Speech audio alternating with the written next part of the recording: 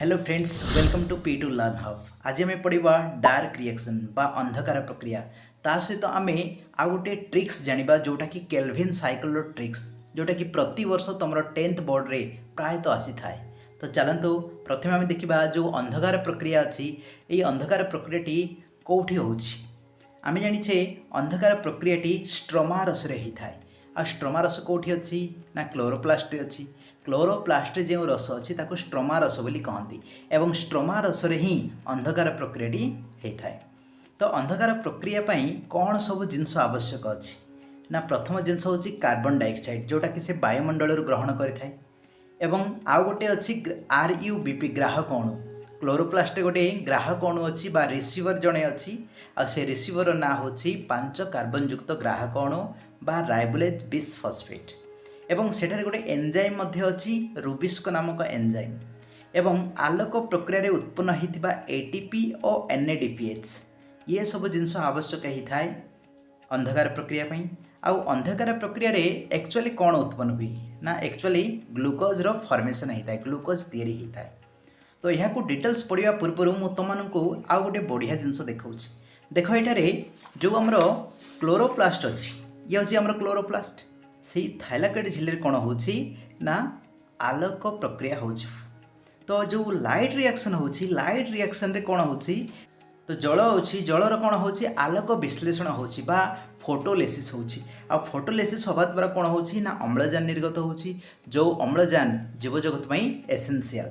बर्तमान देख अम्लजान तो बाहरला आउ कौन बाहर ना आउ दुईटा मेन जिनस बाहर कौन ना गोटे हूँ ATP बा एडेनोसाइन ट्राइफॉस्फेट आउ गोटे हूँ NADPH। तो ATP और NADPH काम कौन ना ATP और NADPH काम हो जो अंधकार प्रक्रिया हम कौटी हम ना क्लोरोप्लास्ट स्ट्रोमा रसरे हम। तो अंधकार प्रक्रिया रे ATP और NADPH उपयोग हम एवं अंधकार प्रक्रिया कौन हम ना ग्लूकोज तैयारी हो। बर्तमान देखा जो अंधकार प्रक्रियाटी होची कौ प्रोसेस रे होची एवं केमिति होची चलते देखा।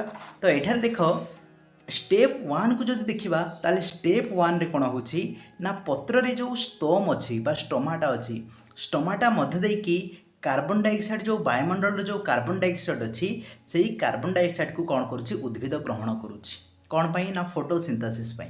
तो उद्भिद कार्बन डाइऑक्साइड को ग्रहण कला परे से ही कार्बन डाइऑक्साइड कौटी रोची ना स्ट्रोमा रसरे जाइकी रोची स्ट्रोमा रसरे द्रवीभूत कार्बन डाइऑक्साइड भाव में थाउची। वर्तमान जो स्ट्रोमा रसरे कौन अच्छी ना गोटे अणु थाए RUBP बा जो ग्राहक अणु बोली कहती RUBP राइबोलेज बिसफॉस्फेट। ये जो राइबोलेज बिसफॉस्फेट कार्बन डाइऑक्साइड को कौन करे निज सह विबंधित कराए एवं केमिति विबंधित कराए ना RUBP कार्बन डाइऑक्साइड को गोटे एंजाइम रो सहायता विबंधित कराए आ से एंजाइम होची रुबिस्क नामक एंजाइम। एवं गोटे शक्ति आवश्यक हो शक्ति कौटू आसूसी ना जो आलोक श्लेषण जो आलोक प्रक्रिया अच्छी आलोक प्रक्रिया रे कौन बाहर था ATP और NADPH। तो ATP और NADPH को उपयोग करिकी रुबिस्क नामक एंजाइम रो सहायता रे RUBP कौन करे कार्बन डाइऑक्साइड को विबंधन कराए जो द्वारा कौन उत्पन्न हुए ना 2-3 कार्बन युक्त सरल शर्करा बाहरी। ये हूँ आमर स्टेप 1।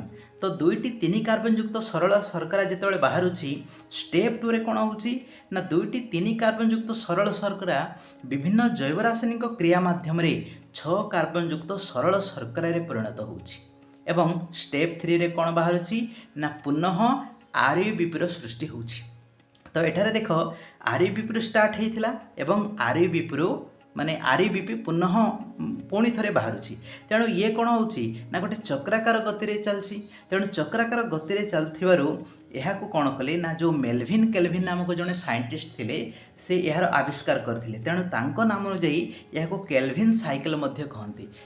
चलते देखा केल्विन साइकिल किभली होता है जो साइकिल कि तुम मानकर परीक्षा 10th बोर्ड परीक्षा प्रायतः आसी थाए। तो देख ये केल्विन साइकिल अच्छी कौन ना ये हूँ केल्विन साइकिल। केल्विन साइकिल 3टी स्टेप रे हूँ। प्रथम हूँ कार्बोक्सिलेशन हूँ जोटा कि कार्बन रो विबंधन हूँ। तापर हूँ रिडक्शन रिडक्शन माने कौन ना से कौन बाहर ना गोटे हूँ दुईटी तीन कार्बन युक्त जो सरल शर्करा अच्छी ग्लुकोजर संश्लेषण होची एवं ता सहित कौन बाहर थर्ड स्टेप रे रिजेनेरेशन होची अर्थात जो आरयूबीपी अच्छी राइबोलेज बिसफॉस्फेट अच्छी से पुणी थे निर्गत होची। तो एठारे जदि आम देखा ये जो साइकेल को ये हूँ ग्राहक अणु एठू स्टार्ट होची 5 कार्बन युक्त ग्राहक अणु अच्छी।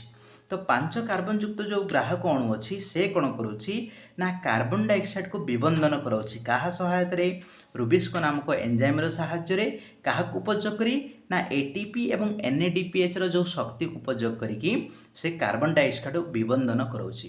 विबंधन करने द्वारा कौन बाहर ना 2टी 3 कार्बन युक्त सरल शर्करा बाहरला 2टी 3 कार्बन युक्त सरल शर्करा बाहर एवं से जो 2टी 3 कार्बन युक्त सरल शर्करार रिडक्शन होची जो द्वारा ग्लुकोजर संश्लेषण होची एवं ग्लुकोज निर्गत होची C6H12O6 एवं ता सह पुनर्बार कौन होची ना रिजेनेरेशन प्रक्रिया स्टार्ट होची अर्थात जो ग्राहक अणु अच्छी ग्राहक अणुर पुनरुत्पादन होची अर्थात आरईबीपी पुणी थे निर्गत होची। तो ये हूँ तुम 10th स्टैंडर्ड अनुजाई साइक्लिक बा केल्विन साइकिल आ 10th स्टैंडर्ड अनुजाई ही मुझे तुमको बुझे जदि तुमने आहरी डिटेल्स जदि बुझापी चाहूँ ताहले कमेंट सेक्शन रे निश्चय जनाओ आहरी डिटेल्स बुझेबी कहीं एठारे केवल रुबिस्को नामक एंजाइम रो हेल्प रे ए जो साइकिल टी कंप्लीट हुएनी बहुत गुड़िए एंजाइम रो सहायता रे होता है किंतु मुख्य एंजाइम हूँ कौन ना रुबिस्को तेणु केल्विन साइकिल को एंजाइम प्रक्रिया मध्य कहा जाए जोड़ा कि अंधकार प्रक्रिया एंजाइम प्रक्रिया एवं केल्विन साइकिल ये तीनोटी नाम रे यह प्रसिद्ध। तो आशा करुच्चे ये भिडियोटी निश्चय तुमको भल लगी जदि भल लगी ताहले 10th क्लास पिला मानक सहित ये वीडियो को शेयर करंतु ता सहित ये चैनल को सब्सक्राइब करके रखंतु ये भलिया मैथ एवं साइंस वीडियो तुम माने ये चैनल माध्यम रे पाई पारुथिबो। समस्त को धन्यवाद।